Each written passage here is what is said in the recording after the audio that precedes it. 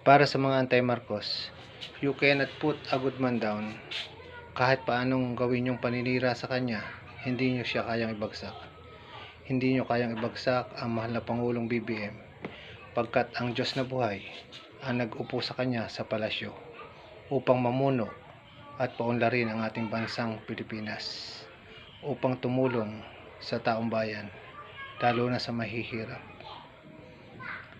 Nakita nyo naman ang kanyang mga proyekto na ginagawa at nagawa na upang makatulong sa taong bayan.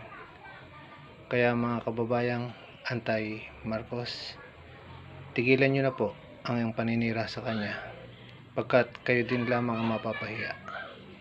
Wala po kayong magagawa sa mahal na Pangulong BBM, pagkat kasama niya ang Diyos sa pagpapaunlad ng bayan. Inuulit ko po, tama-tama na ang inyong paninira sa kanya.